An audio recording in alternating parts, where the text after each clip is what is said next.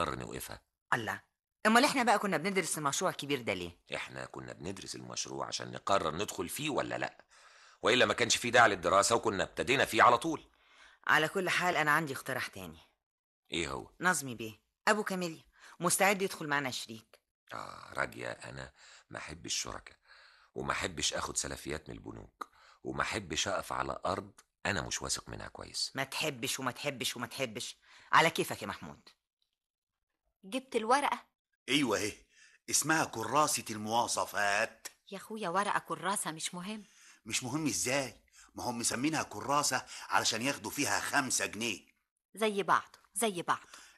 انما ما قلتليش حضرتك عايزة كراسة ارض المزاد دي ليه؟ برضه من غير ليه يا فتحي.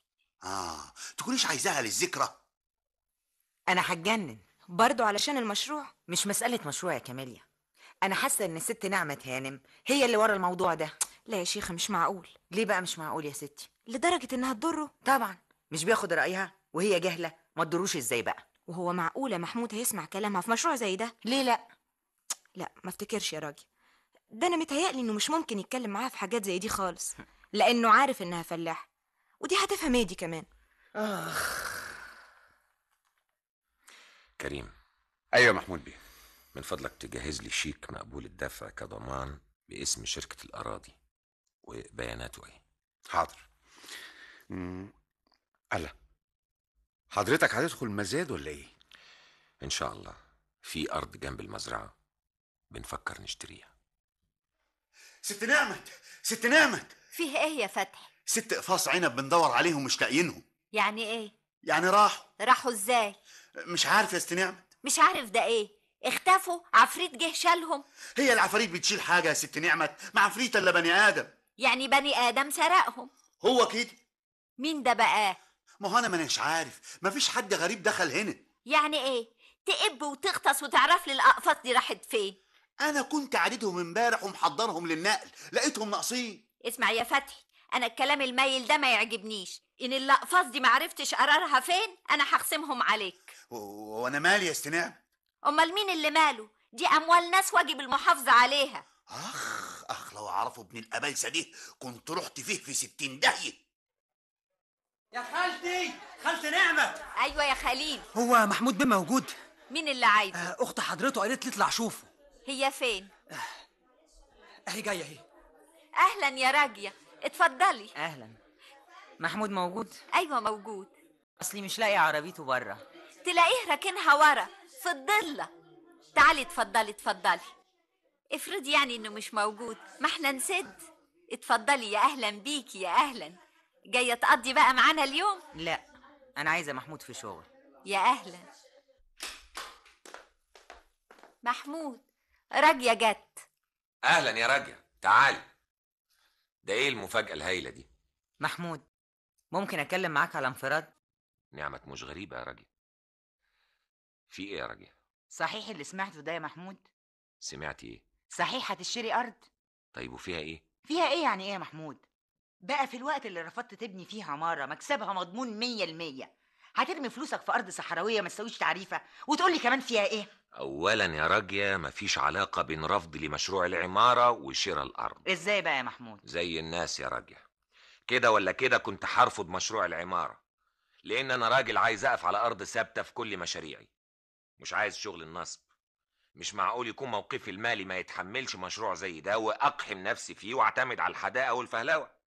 مش معقول هنتهز فرصة حاجة الناس للسكن والعب بيهم. الله، ما عنديش رصيد يبني عمارة زي دي، ولا عندي استعداد البس طاقية دالي ده، ولا عندي استعداد اتداين، ولا اخد سلفيات من البنوك، ولا الحاجات دي كلها. انما عندك استعداد تشتري ارض الصحراء. طب وليه لا؟ انت كراجل اقتصادي عايز تستثمر فلوسك تقوم ترميها في حاجة زي دي؟ مادام ليها مستقبل يبقى ما فيش ضرر، بالعكس فيها فايدة كبيرة ومصلحة. مصلحة لمين؟ كفاية بقى جهل، هتوديه في داهية. ايه اللي بتقوليه ده يا راجل؟ انت كل مرة تيجي بخناق. انا مش ناوية اتخانق، هسيبك مع اختك بقى تصطفلوا مع بعض، عن اذنكم. عيب كده يا راجل، ايه لازمته الكلام ده كله؟ انا لازم اتكلم معاك بصراحة يا محمود. عايزة تقولي ايه؟ نعمة خليتك تسيب العمارة وتشتري الارض نعمت هي اللي ورا التحول ده. هو تحول ايه بس اللي بتقوليه ده بعد كل اللي شرحتهولك وتقولي لي تحول؟ يا محمود، يا محمود، نعمت بتدور على مصلحة أهلها وبس.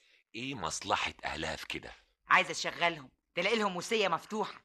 المزرعة خلاص ضاقت بعددهم الكتير، لازم تلاقي لهم مجالات تانية علشان ينهبوها. يا راجل عيب يا راجل، اللي انت بتتكلمي عليهم دول اهل مراتي. ومن حق مراتك وأهل مراتك إنهم يستغلوك. فوق بقى يا محمود، فوق. أنت أخويا، أنا يهمني مصلحتك. مصلحتي ايه ويستغلوني ايه؟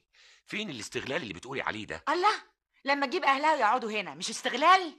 اهلها مش جايين يقعدوا عالة، اهلها بيشتغلوا وبياخدوا اجر اقل بكتير من الغريب. طيب يا سيدي، وجوز اختها اللي حضرتك اشتريت له عربية نقل. لما يكون في ايدي اني اخدم راجل قريبي وخدمته مش هتضرني، ايه المانع اني افتح له باب رزق؟ والمعلوماتك اذكى استثمار ان صاحب راس المال يدخل اللي بيشتغلوا معاه شركة في مشروعه. يبقى ايه المانع اني انجحه واقف جنبه، خصوصا وانه هو واولاده من احسن وانقى الناس. تنجحه ايه وتقف جنبه ايه وانقى الناس ايه؟ انت يا محمود فاكر نفسك ايه؟ راعي الحركة الإنسانية، مصلح اجتماعي يا أخي. راجع. أنا خلاص مش قادر أستحمل. إيه؟ عملت لك البحر طحينة لحد ما جرجرتك في مشروع فاشل هتصرف عليه دم قلبك؟ ومش بعيد تكون مسألة عند عشان تبعدك عننا. أيوة، عشان ما تشوفش غيرها هي وأهلها قدامك وبس. يا راجل أرجوك تحافظي على كلامك. يا محمود، يا محمود، أنا بكلمك من خوفي عليك. أنا مش عايزة حاجة غير مصلحتك. أنا من دمك. إنما هي نزلت ولا طلعت إيه؟ حيالله. الزمي حدودك يا راجل. اللي بتقولي عليها حيالله دي تبقى مراتي وأهلها أهلي كده. وإحنا بقى يا سي محمود نبقى إيه؟ انت أختي على عيني وعلى راسي. طيب يا محمود، بس أنا مش قادر أفهم إزاي إنسان ذكي وعظيم زيك يمشي ورا كلام فلاحة زي دي؟ إزاي؟ الفلاحة اللي بتتكلمي عليها دي وش الخير عليا. الفلاحة دي أذكى وأعظم من اللي انت بتعرفيهم وتشوفيهم. أرجوكي ما تخليش الغشاوة اللي على عينيك دي تعميكي عن الحقيقة. نعمة حلم ما يحلمش بيه أي زوج في الدنيا. كده أهو. طيب يا محمود، أنا جيت أقول لك وجهة نظري وأنت صاحب التصرف النهائي. عن إذنك أنا ماشية. نعمت، سألت عن الأرض كويس؟ أيوة طبعا يا سي محمود، أرض هايلة. كان لازم يا نعمت تسمعي كلامي ونبعت حد يعاينها ويشوفها. يعين إيه بس يا سي محمود ويشوف إيه؟ هي زيادة مصاريف وخلاص. أنا شفتها واطمنت على كل حاجة. الأرض حلوة والمية عالي العال، بإذن الله هتبقى خير علينا كلنا. يعني أدخل المزاد وأنا قلبي جامد؟ اتوكل على الله.